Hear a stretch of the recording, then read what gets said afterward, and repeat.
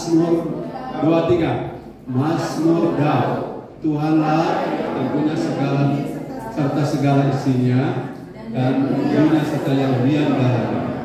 Sebab Dialah yang mendasarkannya di atas lautan dan menegakkannya di atas sungai-sungai. Siapakah yang boleh naik ke atas gunung Tuhan? Siapakah yang boleh berdiri di tempatnya yang kudus? Orang yang bersih tangannya, murni hatinya, yang tidak menyerahkan dirinya kepada penipuan dan tidak bersumpah palsu. Ya. 5. Dialah yang akan menerima berkat dari Tuhan, yang keadilan dari Allah yang menyelamatkan dia. 6. Itulah angkatan orang-orang yang menanyakan Tuhan, yang mencari wajah Tuhan, ya Allah Yakub. 7. Angkatlah kepalamu, hai pintu-pintu gerbang yang selama ini menutupi, dan terangkatlah kamu, hai pintu-pintu yang berabad-abad yang memblok, supaya masuk Raja kemuliaan dalam rumahnya. Ayat 8. Siapakah itu Raja kemuliaan? Tuhan, jaya dan perkasa. Tuhan perkasa dalam peperangan. 9. Angkatlah kepalamu, hai pintu-pintu gerbang, dan terangkatlah kamu, hai pintu-pintu yang berabad-abad, supaya masuk Raja kemuliaan. Ya, siapakah dia itu Raja kemuliaan? Tuhan semesta alam, dialah Raja kemuliaan. Haleluya. Puji Tuhan. Silakan duduk. Bapak Ibu saudara-saudara, siapakah yang boleh naik ke gunung? Gunung Tuhan, Sion, gereja di Unusual Church, hadirat di Bait Allah. Bait Allah, gunung Tuhan, eklesia, Sion. Itu adalah istilah yang sama tentang sebuah komunitas orang yang mengikuti standar Tuhan. Katakan standar Tuhan. Sekali lagi, gereja harus mengikuti standarnya Tuhan. Haleluya. Coba mic nanti atur seperti biasa. Dan berarti tribunnya buka sedikit, low-nya kurang, karena beda mic, beda aturan.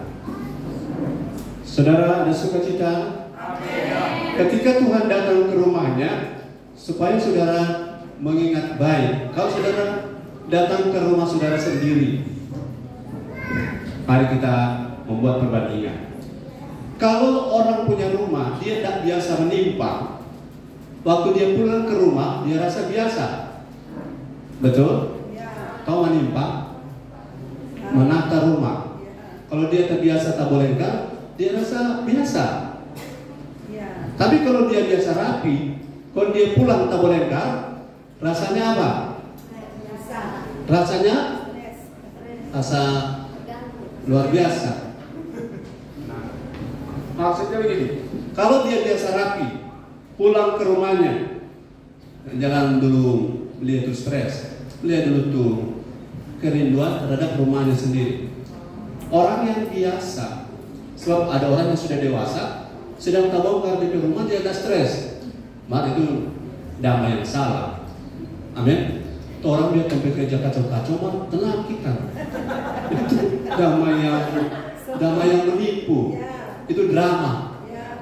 Damai itu harus ada konfrontasi terhadap sesuatu yang tidak damai. Katakan amin. Jadi kalau saudara biasa rapi di rumah, pulang tabolengka, saudara tidak usah bicara soal stres, tapi bagaimana kerinduan keinginan saudara. Saudara pengen rumahmu sendiri rapi. Amin. Nah makanya begini, orang kalau tak biasa tabolengka, pergi ke rumah yang rapi, dia ih hebat sekali di rumah, padahal rumahnya biasa-biasa.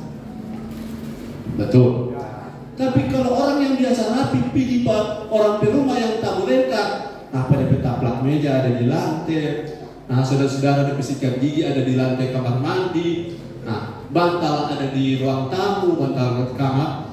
Jadi ketika tabolengkar itu, keadaan ketabolengkaran itu bagi orang lain yang biasa rapi itu mengganggu.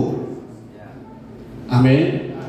Saya berharap Tuhan datang ke gereja kita, Tuhan tidak terganggu dengan ketidakrapian kita. Ketidakrapian ini soal rohani ya.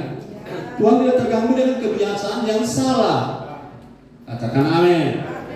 Kalau Tuhan yang suka disembah itu, lihat orang tidak menyembah saat penyembah. Kalau memang saat firman, jangan kau terlalu rohani. Saat firman dia menyembah, saat penyembahan dia baca firman. Itu memang tabu balik. Kita tidak boleh ada di ibadah kau mau sendiri. Mesti kau mau ada kalau leader di sini. Kenapa disebut worship leader? Itu leader itu dia yang memimpin. Banyak orang rohaninya tabu balik. Betul, Pak. Ya proses. Kita lagi penyembahan, tapi lagi khotbah ini. Tapi penyembahan kan penting. Iya, tapi sekarang lagi khotbah. Saat penyembahan dia buka kita, dia baca. Ini namanya apa? Disoriented.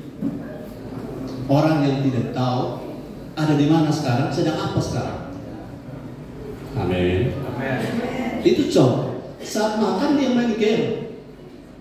Saat habis makan, dia bilang, gak usah sih, jam makan mana nggak makan, karena putar-putar tuh prioritas. Haleluya. Jadi kalau Tuhan datang ke rumahnya, jangan terkejut kalau standar-standar yang dia cari tidak ada. Kita bukan akan menerima berkah, kita akan menerima masalah.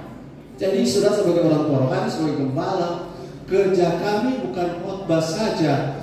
Kerja kami berdoa supaya tatanan yang ada di gereja ini makin membuat hati Tuhan suka. Haleluya. Cakap bekerja baik, tapi tidak hormat Tuhan, itu tidak pas untuk di rumah Tuhan. Katakan haleluya. Orang banyak doa itu bagus, amin. Sebab mau beli main cepat sekali. Tapi kalau tidak menghargai hadirat untuk apa? Katakan amin. Orang pintar, orang cantik, orang hebat itu baik, tapi kalau pemahaman itu apa? Saya pengen punya anak yang pemahaman. Kalau tahu kita nak selain seperti dia. Menyesal saudara, tapi kalau masih hidup masih ada waktu untuk berubah. Saya mau berubah. Yang mau berubah bersama saya katakan amin. Berubah kemana? Ke arah Kristus. Amin. Nah, yang pertama kalau Tuhan datang, Tuhan bilang terangkatlah gerbang, terangkatlah pintu-pintu gerbang. Ayat berapa itu? Coba lihat ayat berapa pintu-pintu. Ada 3 kali atau 2 kali? Terangkatlah pintu-pintu gerbang. Ya, ayat yang ke-9. Paulus. Firman Tuhan. Mazmur 24 ayat 9. Angkatlah kepalamu, hai pintu-pintu gerbang, dan terangkatlah kamu, hai pintu-pintu yang berabad-abad, supaya masuk Raja kemuliaan. Ini ayat ini kalau saudara baca sederhana begini. Pintu-pintu yang selama ini menghalangi Tuhan datang di rumah Tuhan, mesti tak angkat. Amin. Tak angkat artinya tak pindah dari tempatnya, karena dia menjadi pempeleh, betul? Dan pembelehan itu harus singkirkan. Haleluya. Tuhan terhalang masuk ke rumahnya sendiri karena apa? Sudah berubah. Sudah bukan rumah Tuhan tapi sarang penyamun. Nah, sarang penyamun itulah yang membuat Tuhan Yesus sebentar poinnya. Tuhan bawa apa kalau ke rumah Tuhan? Bawa berkah.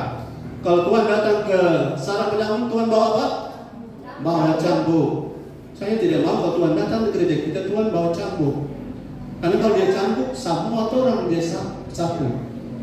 Jadi kerinduan kami para pelayan, hamba Tuhan, gembala, orang rohani yang kelihatan bagi orang tertentu ini jahat, ini terlalu berlebihan. Ini karena kami sedang ingat bukan orang yang ikut Tuhan, tapi Tuhan yang orang ikuti. Paham? Yang orang pertimbangkan bukan orang yang ikut Tuhan, tapi Tuhan yang kita ikuti. Mana lebih penting, orang yang ikut Tuhan atau Tuhan yang diikuti? Tuhan. Kalau cambuk ini akar-akar yang masih semua gereja berpusat pada bagaimana jemaatnya senang. Memang senang, tapi yang pertama Tuhan dulu disenangkan. Sebab kalau Tuhan disenangkan, gampang jemaatnya dijamah, amin. Tapi kalau Tuhan sudah tidak suka biar jemaat senang, Tuhan bisa tinggalkan komunitas itu. Haleluya. Jangan kejar kesenangan manusia. Karena kesenangan manusia berpusat pada kedagingan, tapi kesenangan Tuhan berpusat pada kehendak Bapa yang murni, yang kudus, terhormat, mulia. Haleluya. Yang pertama kalau Tuhan datang, saya memang agak Menyesal orang kerja khotbah di sini cuma 1 jam. Yang tim sekretariat berikut sediakan makan, mageran bayar, kantoran sampai jam 3. Yang kami di rumah pulang cuma tidur, berbahagia. Amin. Yang kali dia pulang ibadah dan pergi makan, pulang di rumah jam 5. Dari mana? Belum sampai ada pergi makan, bahkan mau 3 jam. Saudara, kalau pergi masuk rumah makan ikan bakar, berapa lama tunggu? Kalau Pak Amos langsung bakar, karena sudah dibakar memang. Maka kalau pergi di rahang tuna, ya paling cepat setengah jam. Terus setengah jam apa? Lebih baik dengar firman. Haleluya. Jadi jangan gelisah dengan firman. Haleluya. Lebih baik 1 hari dengan firman daripada 1000 hari tunggu ikan bakar. Mulai makin mengerti kita ya. Makin terbuka, makin jelas. Oh, terima kasih Tuhan. Inilah firman disertai dengan pengetahuan dan pengertian. Yang pertama kalau Tuhan datang. Jadi saya bilang, saya khotbah ini kadang-kadang buru-buru gara-gara waktu. Coba saudara buat saya tidak buru-buru. Dengan cara apa? Makin mendekat, makin panjang khotbah, makin berdiam orang, toh? Betul? Itu tanda signal. Tapi kalau makin panjang khotbah, makin seru, oh kurang kita tuh apa seboleh. Haleluya. Banyak pendeta stres karena khotbah takut kepanjangan. Tadi orang gosip sampai malam, kopi 3 kali keluar, pakai terus. Itu saraf penyambung itu akan dibersihkan oleh Tuhan. Oke, yang pertama, saudara siap dengar firman, katakan amin. Kalau Tuhan datang ke rumahnya, pertama Wahyu 11:1-2. Wahyu 11 ayat 1 dan 2. Perhatikan baik, karena rumah Tuhan secara pribadi adalah kita, dan secara korporat adalah kita semua. Oke, Wahyu 11 1 dan 2. Firman Tuhan, Wahyu 11 ayat 1 dan 2. Kemudian diberikanlah kepadaku sebatang bulu seperti tongkat pengukur rupanya, dengan kata-kata yang berikut: bangunlah dan ukurlah bait suci Allah dan mesbah dan mereka yang beribadah di dalamnya. Ayat 2. Tetapi kecualikan penataran bait suci yang di sebelah luar, janganlah engkau mengukurnya, karena ia telah diberikan kepada bangsa-bangsa lain, dan mereka akan menginjak-injak kota suci 42 bulan lamanya. Kita tersalah pikir Amos bersuara. Pelan dia betul. Memang waktu tukar. Amin. Tuhan tidak tertarik ukur dengan yang di luar. Dan saudara juga jangan sibuk ukur yang di luar. Jangan sibuk urus orang gereja. Amin. Karena gereja sendiri saya belum kelar. Amin. Belum kelar urus maksudnya. Jangan tanggapi orang lain. Kalau saudara mengurus si gereja A, gereja B, gereja C, kita kapan waktu urus gereja kita sendiri? Karena Tuhan akan ukur gereja sekarang. Baik Allah. Amin. Ayat 1 bilang, coba lihat ayat 1. Saudara, ini luar biasa. Saya berterima kasih karena ayat ini sudah lama ada. Kalau tahun lalu baru muncul ini, ayat ini terlambat. Ini ayat itu sudah tahun 90, bukan tahun 1990. Tahun 90 waktu Yohanes menulis ini ayat sudah sekitar 2000 tahun lalu. Kemudian diberikanlah kepadaku sebatang bulu tongkat untuk mengukur atau meter, dengan kata yang berikut: bangunlah, ukurlah. Kata ukur dalam bahasa kita cocok. Kata ukur metreo. Metreo itu sama dengan meter. Kalau Belanda bilang meter. Meter. Coba mau pinjam mana meter? Oh, ini tidak ada meter, cuma ada liter. Liter maksudnya. Tapi semua ada alat ukur. Segala sesuatu di rumah Tuhan, Tuhan akan datang ukur. Ada tiga yang akan Tuhan ukur. Bait sucinya, sistem di dalam bait suci. Kedua, orang asal mesbah. Serta mesbah saya baca itu terjemahan Yunani kemenyan. Harum tidak gereja kita? Saya terima kasih di toilet itu harum sekali karena yang kerja membersihkan yang luar biasa. Kalau saudara masuk toilet busuk bisa tahan lama di situ. Kalau gereja kita tidak berbau harum, bisa Tuhan tahan lama di sini? Ini kan masuk akal ya. Kalau di gereja Tuhan tidak mencium bau busuk ya, mencium bau harum. Harum itu kalau orang baku sayang, ya. Harum kalau orang baku tongkat, ya. Harum kalau orang baku dorong, haleluya. Harum kalau orang saling menguatkan. Tapi tidak harum kalau orang saling menjatuhkan. Tidak harum kalau saling cari jeleknya. Itu Tuhan lagi cari baik sucinya sistemnya. Sekarang ada dua sistem keimamatan. Keimamatan Harun, keimamatan Melkisedek. Keimamatan Harun sudah selesai. Sekarang yang sedang berlaku keimamatan Melkisedek. Melkisedek itu imam besarnya adalah Kristus. Dan Kristus sedang di sorga, sedang menjalankan tugasnya menjadi intercessor antara kita dan Bapa. Dan nanti saya jelaskan di kesempatan yang lain. Haleluya. Jadi Allah sedang mengukur apanya? Baik suci sistemnya. Kemudian Allah Bapa sedang mengukur adalah mesbahnya. Apa mesbahnya? Bau harum dan kita. Saya tanya saudara-saudara, kalau saudara taruh domba di atas batu, 12 batu, kemudian saudara biarkan tidak dibakar, berbau harum atau berbau busuk? Berbau busuk. Saudara, kami ada pasang jerat tikus di rumah. Jerat tikus itu kalau tikusnya makan, maka jerat itu akan menjepit tikus. Karena jerat ini tidak pilih-pilih tikus besar, tikus kecil, namanya tikus lewat, dia dapat. Cuma pernahkah kami saudara-saudara, kami sudah lupa, kami ada tes pasang itu umpan, tonton tidak pakor itu lebih apa? Respon yang perangkat, terlebih jari kena Tuhan sedang bawa alat ukur, katakan alat ukur, dan dia ukur mesbah kita itu bau harum, karena bahasa aslinya mesbah itu menunjuk kepada bahasa Inggris. Saya lihat tadi ada kata nanti kita pelajari karena panjang ceritanya. Jadi saya tekan di sini bahwa yang kedua adalah mesbah berbau harum dak gereja kita. Jadi kalau ada korban, Tuhan mencium, menikmati mesbah itu dari baunya.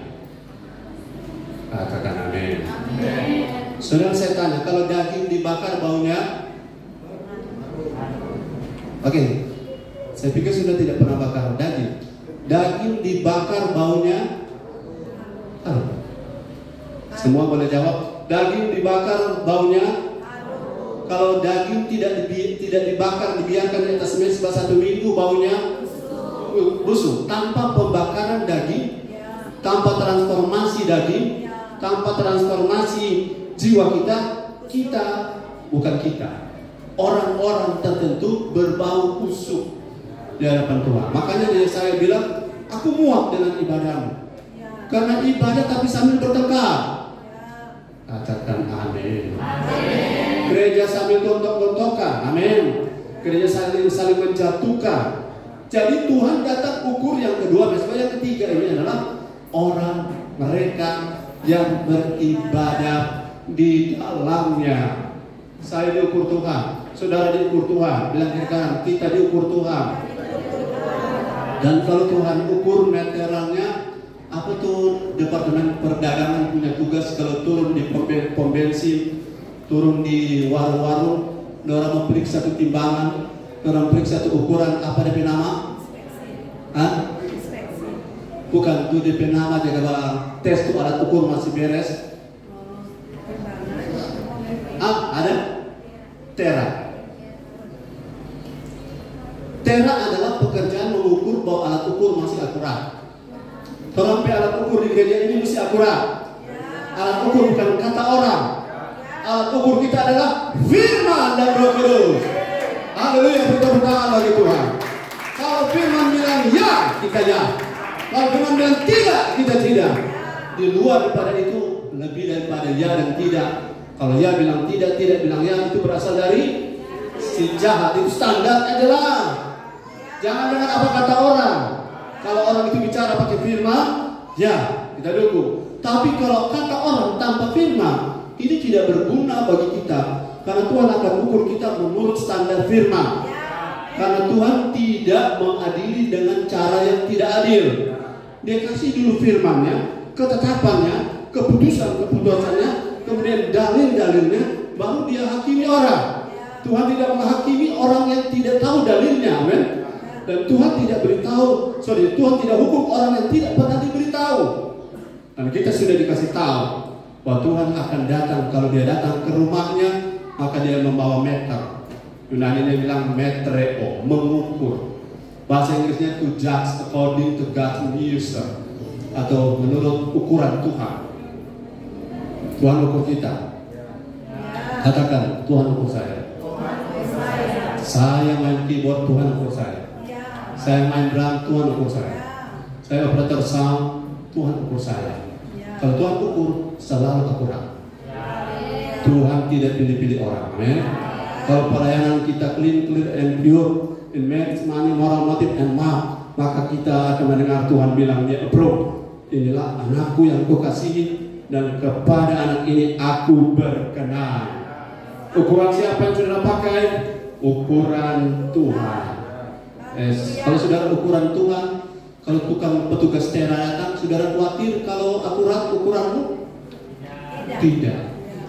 Kalau orang khawatir gara-gara tidak akurat. Kalau kita akurat, jadi kejarlah keakuratan, kejarlah perkenanan. Tuhan datang, kita tidak ada ketakutan. Halo, halo, saudara mau sejahtera, damai, berlimpah-limpah, kejar keakuratan. Karena ketika Tuhan bawa ukuran, saudara, saya kasih contoh. Kami selama ini membuat baliho ini. Makasih untuk sponsor. Ini kami sudah punya ukuran.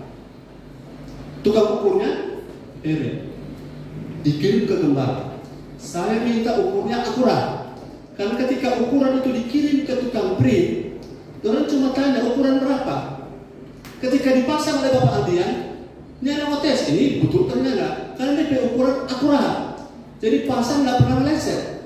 Karena ada dia punya ukuran. Kalau Tuhan punya ukuran meleset, saudara akan lihat di sebelah papuki, sebelah bengkok, karena ukurannya tidak jelas.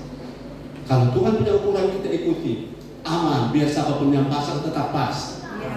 Amin. Siapapun yang akan mengerjakan settingannya tetap pas, karena ada ukuran. Saudara mau nomor sepatu saudara 43, 39, ini kita punya pemberian terbaik. Anak punya kaki 42, yang 42 ukuran kaki bilang amin. Amin. Ada. Yang ukuran 44. Orang kasih mahal tapi 39. Berguna? Biar mahal, mewah atau pelayanan, tapi ukurannya tidak sesuai Tuhan mau, Tuhan tidak tertarik. Katakan amin. Ayo beri tepuk tangan bagi Tuhan. Tuhan tertarik kalau sesuai dengan ukuran Dia. To judge according to God measure. Artinya Tuhan ukuran tepat tokat. Kalau Dia lihat clean and pure in marriage, money, moral, motive, and mouth, saudara mau minta apa? Mintalah apa saja. Tuhan akan memberikan. Jadi kalau Tuhan datang ke gereja, jangan saudara lihat, kalau saudara datang ke sebuah gereja, saudara datang bawa meter, ukur. Tuhan seperti itu. Tuhan datang bawa meter, karena Yunaninya mengukur itu meter, metreo. Dia bawa ukuran. Tuhan ukur hati kita. Tuhan ukur motif kita. Tuhan ukur mulut kita. Ada tuh tante selalu bilang, kita bilang tante salah itu tante. Romantis, kita kok pe mulut. Memang tapi mulut begini. Tapi hati baik. Bisa enggak orang mulut jahat, hati baik itu salah ukuran. Di dalam 1 meter, di luar 3 meter. Tuhan datang ke gerejanya, ingat baik. Kita tidak sedang mengejar perkenanan manusia. Kita mengejar perkenanan Tuhan. Kalau berkenan pada Tuhan, aman kita. Aman berkat kita. Ada covering, ada berkat. Karena waktu kita tinggal di rumah Tuhan, kebajikan dan kebenaran Allah akan mengikuti kita seumur hidup kita. Dan kita juga akan tinggal di rumah Tuhan seumur hidup kita. Tapi menurut standar Tuhan. Karena rumah Tuhan menurut standar yang bukan Tuhan pasti jadi sarang. Haleluya. Ada banyak gereja saudara, jangan menghakimi, akan terkejut ketika Tuhan datang. Nah, Tuhan bawa ukuran. Haleluya. Pernah ingat Cinderella? Sepatunya sepatu kaca tertinggal, dan Iramaya Sopa masih ingat? Bu Ponto masih ingat Iramaya Sopa? Yang tidak ingat ya sudah terpaksa. Sepatu yang tertinggal dicari seluruh negeri untuk kaki yang cocok. Sodia itu. Ada yang kakinya kaki gajah, dia bilang pas, ini pas. Padahal nggak masuk di tumit ini, karena dia masuk jadi permaisuri. Tuhan punya ukuran, tidak bisa dikompromi. Tuhan punya ukuran, tidak bisa dimanipulasi. Tuhan punya ukuran, tidak bisa ditipu. Dan kalau Tuhan bilang aku berkenan, semuanya aman. Haleluya. Jadi kalau Tuhan datang, alat teranya Tuhan apa? Alat tera, alat penera. Firman. Haleluya. Yes. Oke, yang kedua, kalau Tuhan sudah datang bawa ukuran, apa yang dia kerjakan di dalam rumahnya? Namanya rumah sendiri, rumah sendiri. Dia mau rombak ruangan kamar di ruang tamu, dan namanya rumahnya sendiri. Haleluya. Oke, Malik 3 ayat 1 sampai 3. Maliaki 3 ayat 1 sampai 3. Maliaki 3 ayat 1 sampai 3. Lihat, aku menyuruh utusanku supaya ia mempersiapkan jalan di hadapanku. Dengan mendadak Tuhan yang kamu cari itu akan masuk ke baitnya.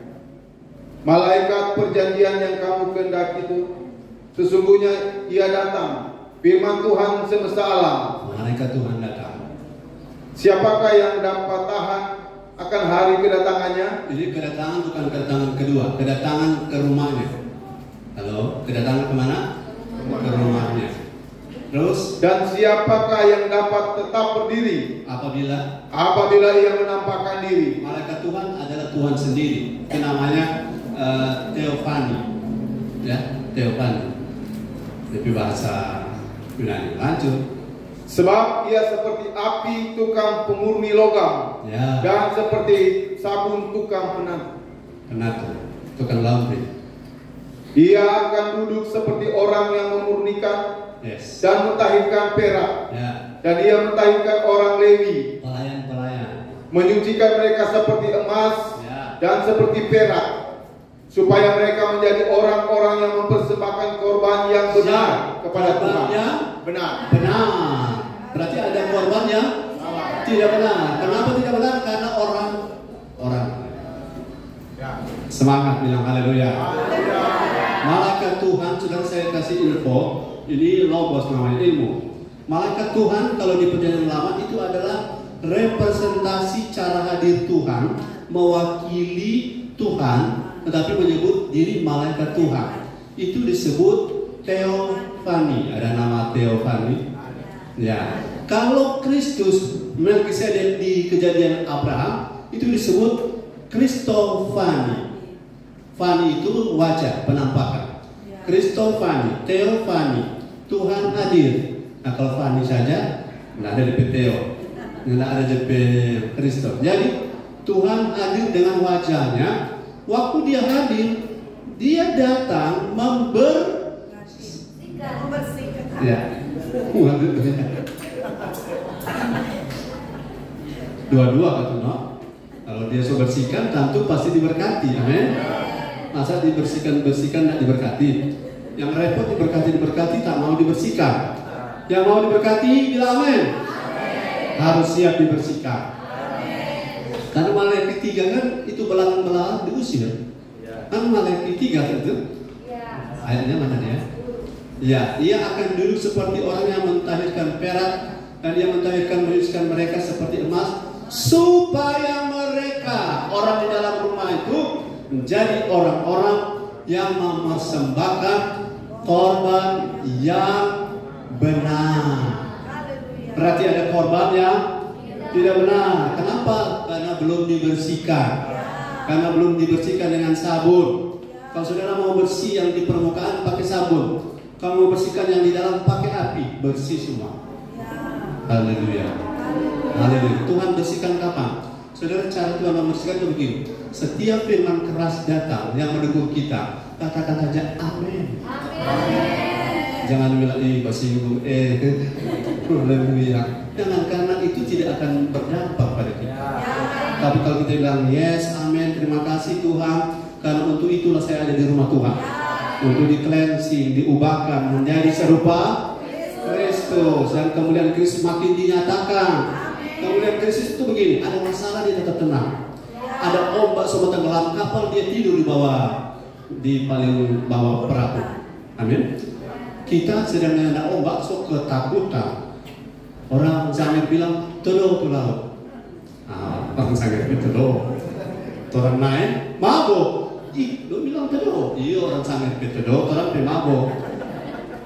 Tuh, kalau orang Zamir ke bawah ombak, orang apa? Orang ke laut. Orang ke semaput. Jadi ukurannya berbeda ukuran. Mak, kalau Tuhan bilang ombak.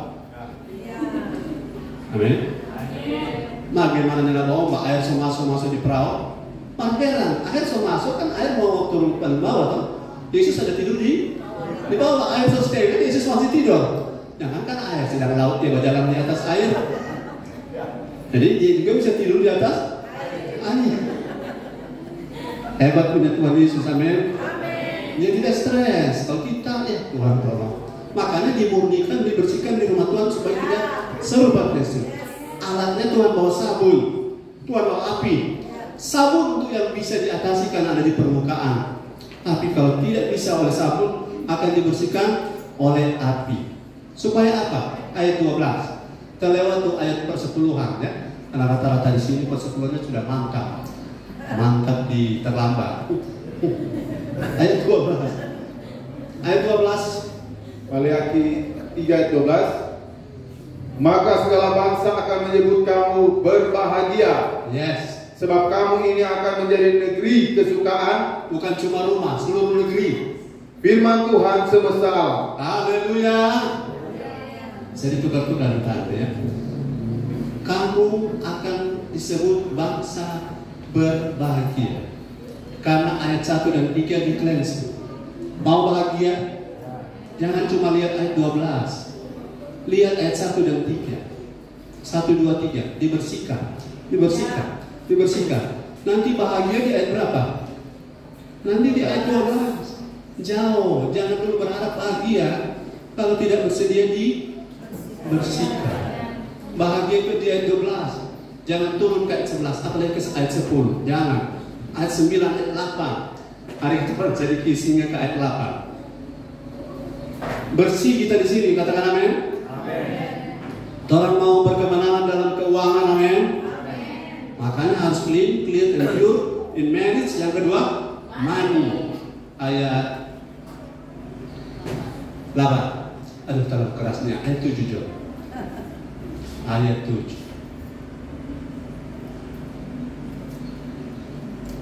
Oh, ayat 8 ya. Karena cuma ayat 8. Salah ini ayat keras. Saudara siap dengan? Siap. Ya, baca. Bolehkah manusia menipu Allah? Tidak boleh. Namun kamu menipu aku. Tetapi kamu berkata, dengan cara bagaimana kami menipu? Kau mengenai persembahan persepuluhan dan persembahan khusus. Katakan amin. Biasanya gembala nanti tunggu penginjil berkhotbah persepuluhan, karena itu DP roh penolakan itu berat sekali.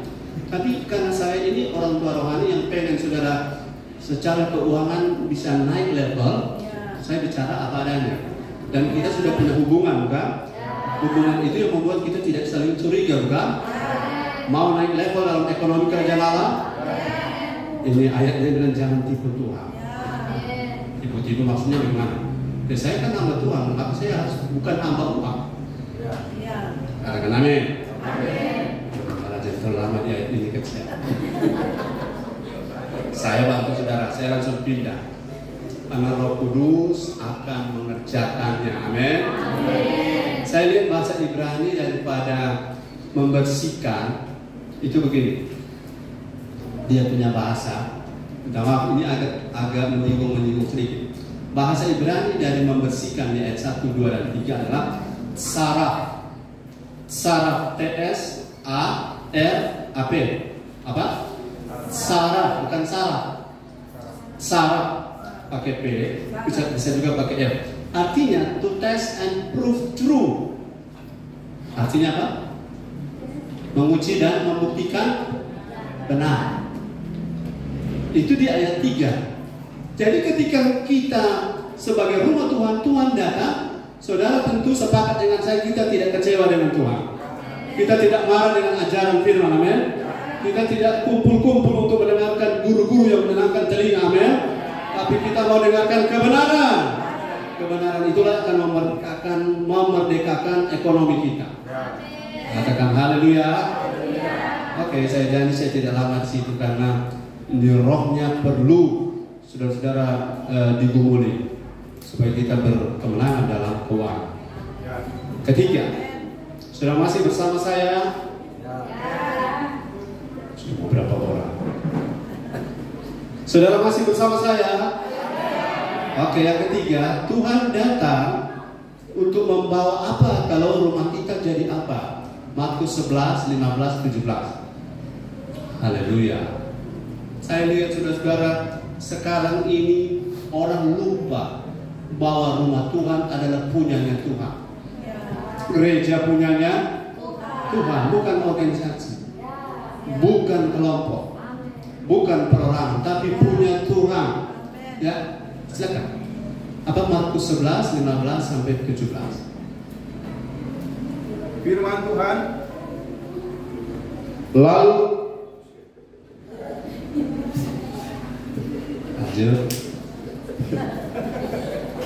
Lalu tibalah Yesus dan murid-muridnya di Yerusalem.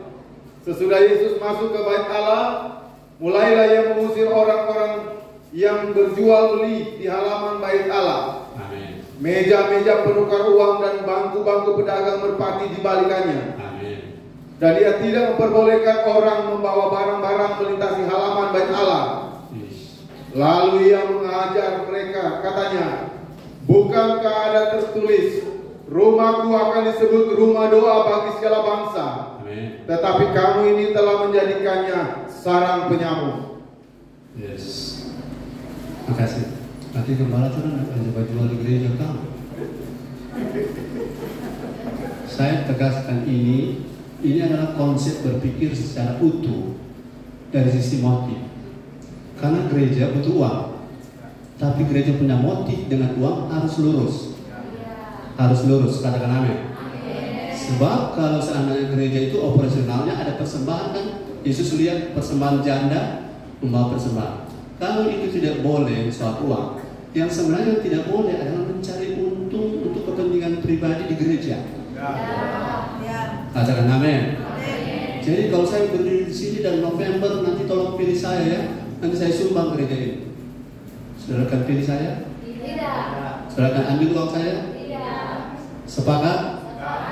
Tidak. Saya sebagai gembala orang tua rohani bilang jangan ambil uang suap. Jangan makan uang serangan pajak. Saya sudah 3 kali bilang itu ya. Karena kita mau naik ke level. Karena Tuhan akan kirim lebih besar, lebih banyak dari serangan pajak.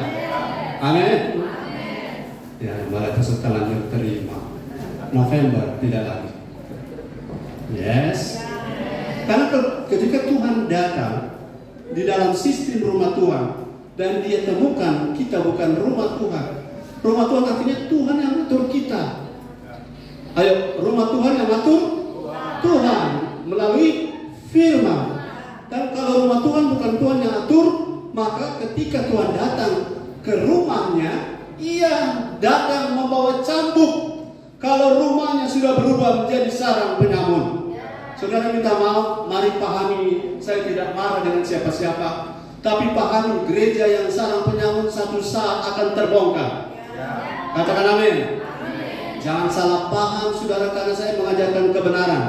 bahwa gereja yang tidak bangun gereja menjadi rumah Tuhan akan menemui masalah apapun nama gerejanya. Haleluya.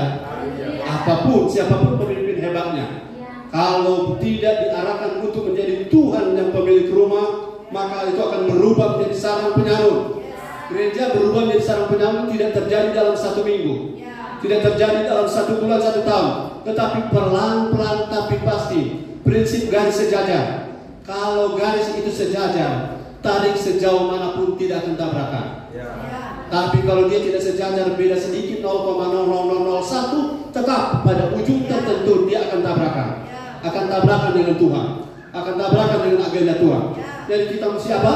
Sejajar, selaras, seiras dengan agenda Tuhan. Jika tidak, kita akan tabrakan atau saling menjauh. Oke? Yang tahu definisi garis geometri sejajar tidak akan pernah tabrak Tuhan.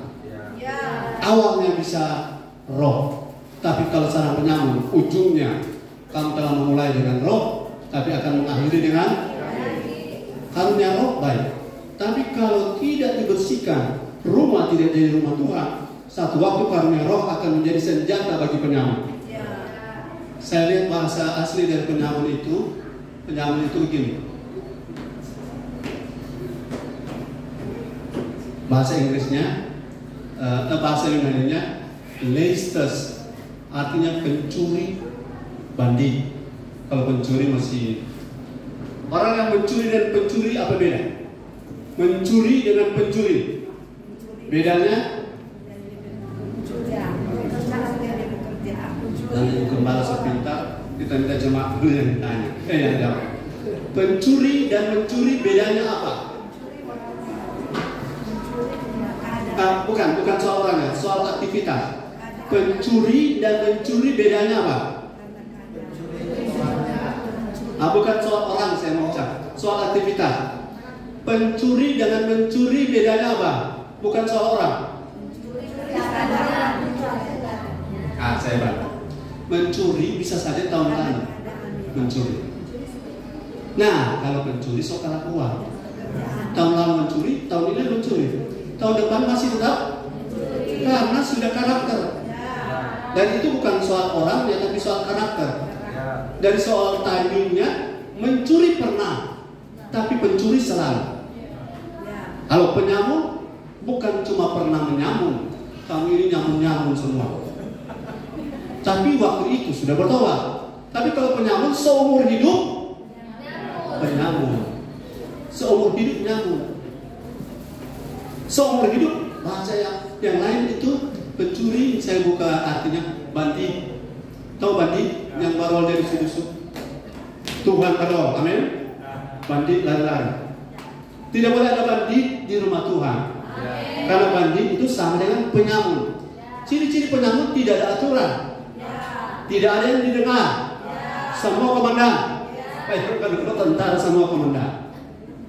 Apa sebab? TNI itu solid. Karena garis komandonya jelas. Apa sebab gereja itu Tuhan mau ditata? Amin. Karena garis komandonya jelas. Tidak semua atur termasuk saya. Ada yang atur di atas saya. Saya ada punya pimpinan wilayah. Mereka bilang begini, saya bilang oke, siap. Suruh hadir. Tidak pernah mau melawan. Karena saya diatur.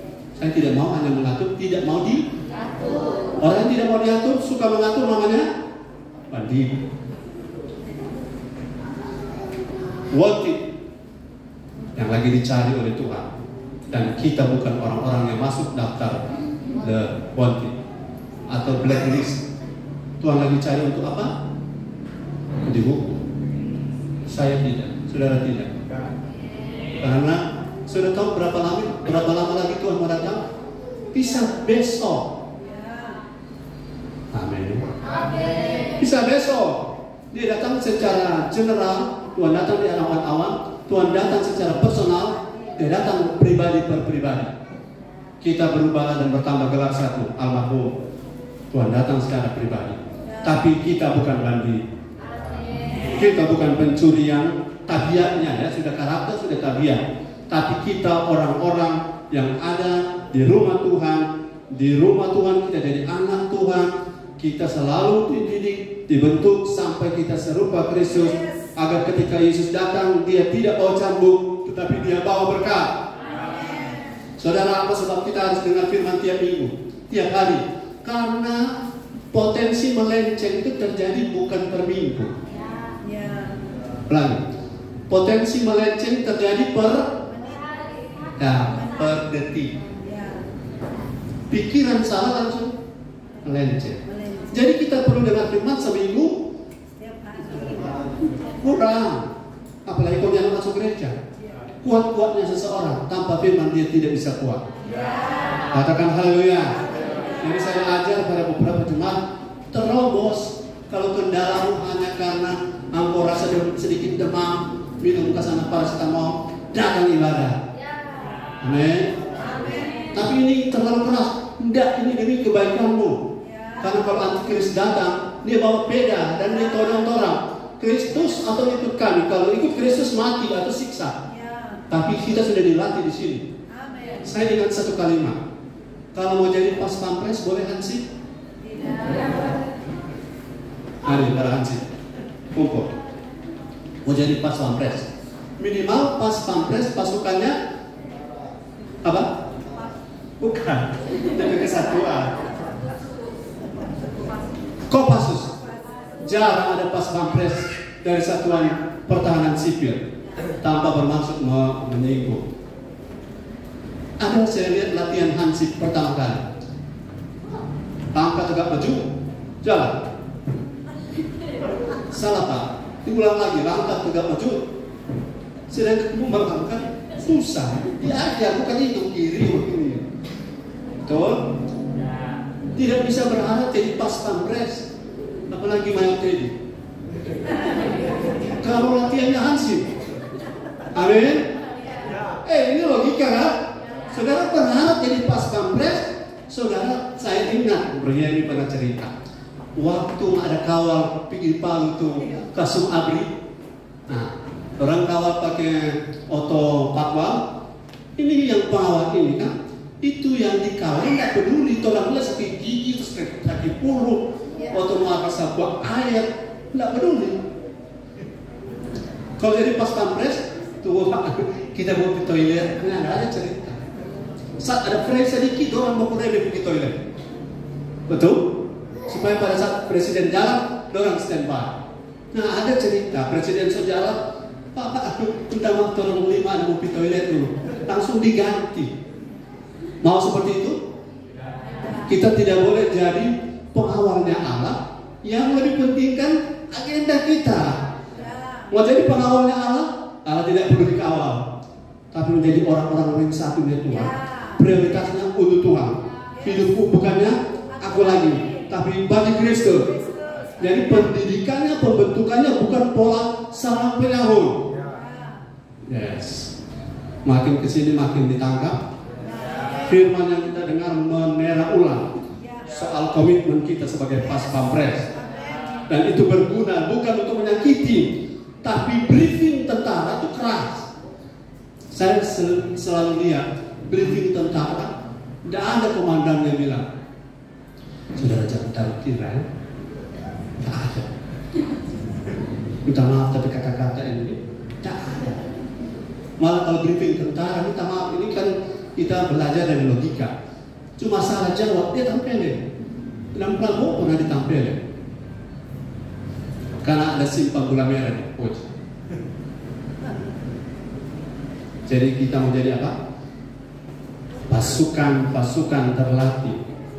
Memang sekarang rasanya tidak mudah, tapi satu waktu sudah akan bilang betul sekali itu kembali.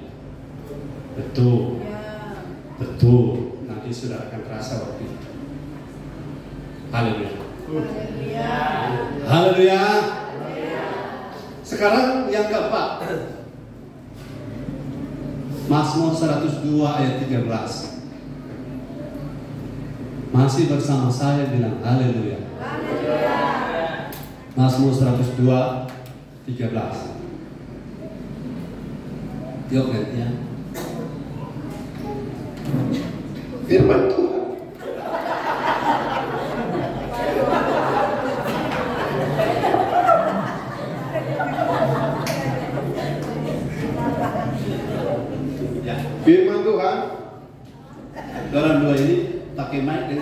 sama keras.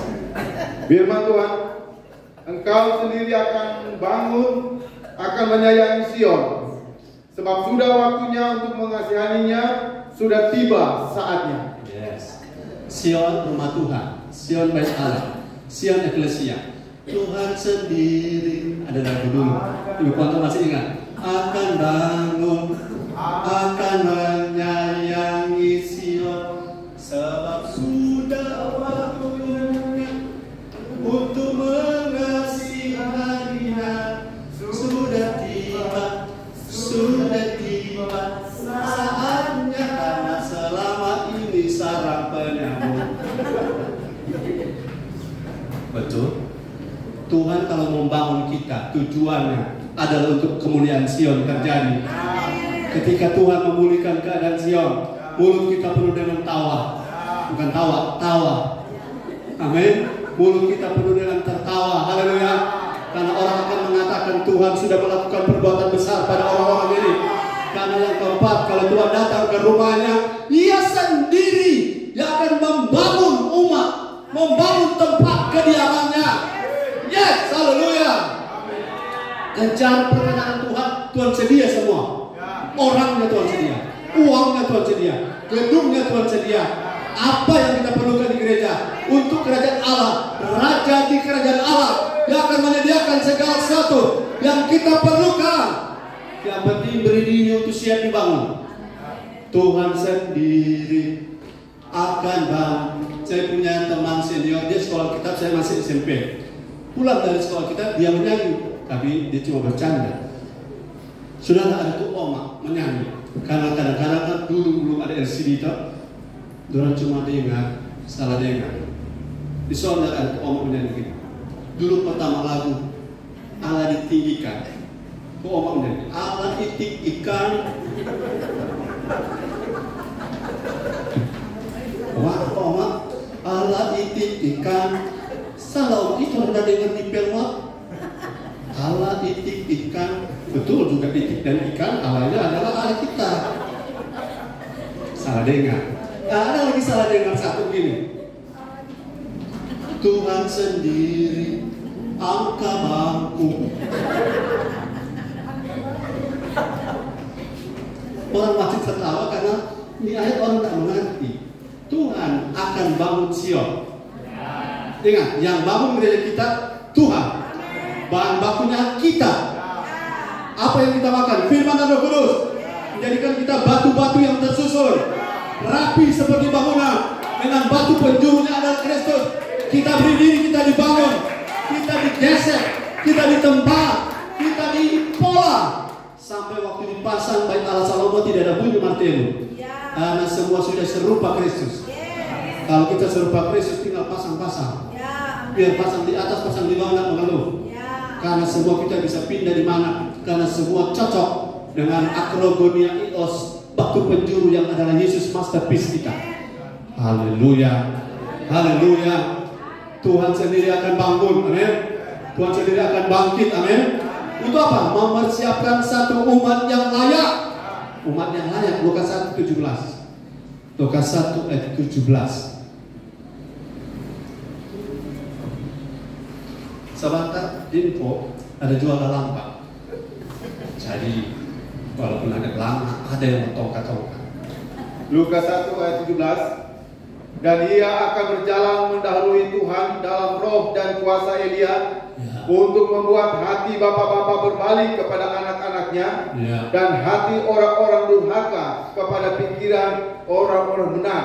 Dan dengan demikian menyiapkan bagi Tuhan suatu umat yang layak bagi namanya. Tuhan sedang menyiapkan bagi dia, bukan bagi siapa. Tuhan menyiapkan bagi dia satu umat yang layak, yang disukai, yang berkenan, yang cocok dengan ukurannya Tuhan. Ini yang sedang terjadi. Saya beriman terjadi di gereja kita. Terjadi di gereja GBI Tiberat mulai Manado. Saudara jangan lihat keluar, tapi lihat kepada kerajaan Allah dalam gereja kita. Tuhan sedang bekerja. Masih ingat ayat yang sangat terkenal? Allah turut bekerja untuk mendatangkan kebaikan bagi orang yang mau jadi serupa Kristus. Jadi bahan bakunya adalah kita bangunan ini, dan Tuhan akan mengerjakannya. Siapkan dirimu, siapkan hidupmu, siapkan waktumu, siapkan seluruh totalitas hidupmu untuk menjadi batu-batu yang disusun di rumah Allah, tempat kediaman Tuhan, karena Tuhan sudah sedang bekerja. Haleluya, haleluya. Saudara, yang kelima, Tuhan datang. Ini yang saya ingin saudara mengerti baik-baik. Kata bangun tadi sama dengan Yesaya 60 ayat 1. Bangun, arise, bahasa Ibrani kum, arise. Yesaya 60 ayat 1 dan 7 dan 8. Tuhan kalau datang ke rumahnya dia mau apa? Hormat.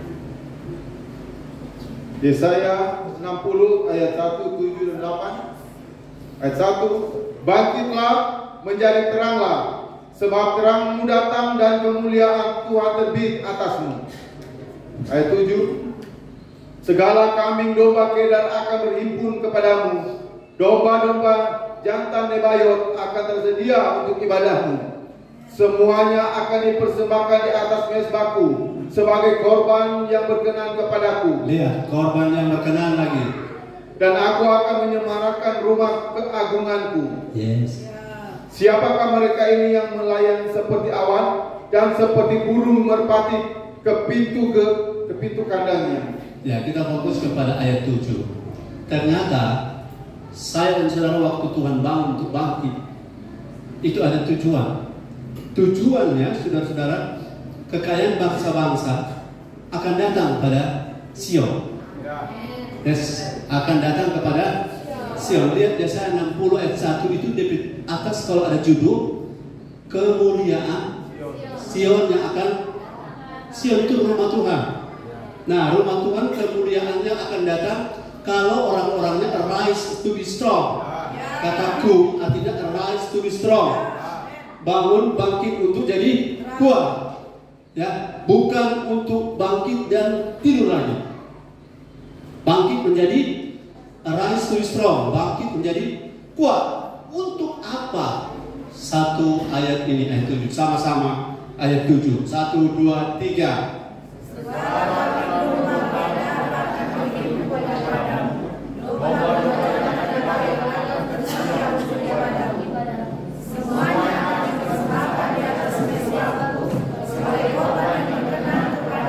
Ya.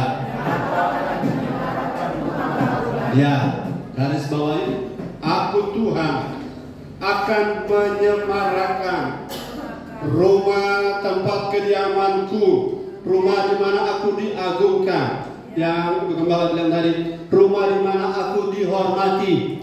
Amin. Aku yang akan menyemarakan kalau aku datang. Tapi sebelumnya orang di dalamnya arise and shine. Arise and shine. Arise saja, arise to be strong. Amin. Kita bangkit menjadi kuat dan jadi terang, maka Tuhan akan menyemarakan rumahnya. Menyemarakan dengan cara apa? Kambing domba Nebayot tersedia untuk ibadah. Satu waktu orang tidak lagi cari-cari dana, karena dana akan cari-cari kita. Kita tersenyum. Caranya arise to be strong. Jangan lemah, amin. Karena untuk memikul berkat-berkat besar diperlukan kaki-kaki yang kuat. Haleluya. Kalau kakimu belum kuat, berkat besar masih ditunda datang. Karena Tuhan mengasihi engkau bukan berkatmu. Sebab oleh karena berkatmu engkau punya kaki terpelecok, untuk apa? Haleluya. Jadi ketika Tuhan datang ke rumahnya, Ia akan menyemarakan rumah di mana dia dihormati, rumah di mana dia diagungkan, rumah di mana bukan orang yang ditinggikan, rumah di mana bukan nama manusia seperti kemarin Menara Babel. Orang mencari nama, tetapi kita mencari Tuhan. Kita mencari kebenaran. Kita mencari kebenaran, mencari perkenanan, maka semua itu akan membuat Tuhan tertarik ke rumah kita. Di mana? Sebab rumah Tuhan bukan cuma kita. Ada yang di Amerika, ada yang di Afrika. Haleluya. Dan Tuhan akan datang menyemarakan. Kata menyemarakan bahasa Ibrani pa'at. Orang Tondano kalau Paar artinya, nah mana orang Tondano sih? Ya setelah orang Tondano kan? Paar bahasa Tondano suka. Jadi kalau suka lawannya orang Tondano, Paar tidak suka para. Nah, tidak suka. Jadi para artinya Tuhan akan mempercantik rumahnya. Bukan bangunannya saja, sebab bangunan akan kena dampak. Sebab bangunan cantik tanpa orangnya cantik atau orang dibangun tidak ada arti. Katakan haleluya. Tuhan akan mempercantik rumah tempat kediamannya. Itu sebabnya Raja Hiram, Raja Huram mengirimkan kayu-kayu aras dari Lebanon kepada Salomo gratis. Karena Tuhan yang gerakan. Tuhan yang gerakan kambing domba Nebayot. Tuhan yang gerakan keyboard datang sendiri, amin.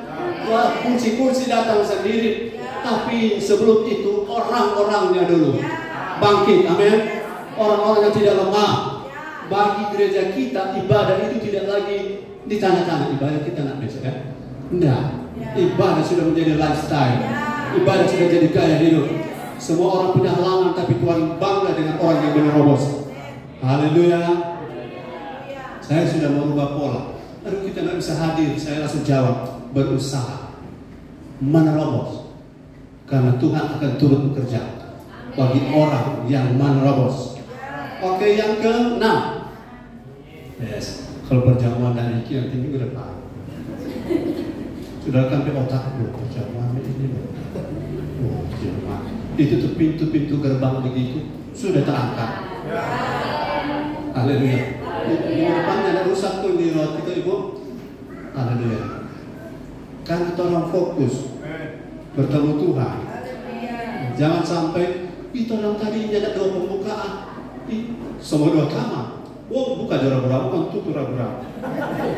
Kalau ada terjadi kesalahan, ikuti Tuhan berkehendak dan jangan buat pelanggaran dosa. Haleluya. Oke. Kata gembala kali ini buat 8 poin kan? Biasa cuma 7. Mau berapa poin terserah Tuhan. Oke, yang ke-6. Mazmur 23 ayat 6. Nah, ini saudara suka sekali. Kalau Tuhan bangun, Tuhan mempercantik, maka Tuhan sedia apa? Ya. Mazmur 23 ayat 6. Kebajikan dan kemurahan belaka akan mengikuti aku seumur hidup, dan aku akan diam dalam rumah Tuhan sepanjang masa. Yes. Kalau kita ada di rumah Tuhan, kemudian Tuhan sudah tadi datang mengukur orangnya, datang membersihkan orang-orangnya, datang membawa cambuk kalau sarang penyamun, dan beruap di rumah Tuhan. Dan kalau Tuhan datang, dia mulai bangun lagi kembali di rumah Tuhan, dan Tuhan menyemarakan rumahnya. Sesudah itu Tuhan bilang, kebajikan dan kemurahan, the goodness and the mercy of God will follow you, akan mengikuti kita. Karena sesudah rumah terbangun, berkat bukan masalah. Haleluya. Saudara bangun rumah, atapnya belum ada, sudah pergi beli LCD, sudah pergi beli televisi, kulkas, atapnya belum selesai, maka akan rusak lagi bukan? Akan rusak karena hujan, angin, dan panas, akan merusak barang-barang mewah. Sound system mahal-mahal, tapi atapnya tidak ada. Sudah punya spring bed yang bisa tidur 3 hari tidak bangun karena empuknya. Kalau setiap hari kena panas, kena hujan, akan rusak semahal apapun. Jadi rumahnya terbangun, baru Tuhan kirim kebajikan dan kemurahan. Amin. Kita tunduk kepala, sambil berdiri kita tunduk kepala.